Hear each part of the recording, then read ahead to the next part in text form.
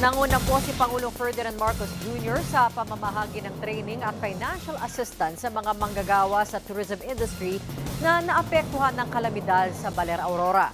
Higit 1,000 empleyadong pasok bilang tour guides, resort owners at surf instructors ang nakatanggap ng emergency cash transfer na aabot sa higit 11,000 pesos sa ilalim ng bayanihan sa Bukas na May Pag-asa para sa Turismo o BBMT. Kabilang ang lalawigan ng Aurora sa matinding tinamaan ng Bagyong Pepito noong nakaraang taon. Naunawaan namin na gaano kahalaga ang turismo dito para sa Aurora.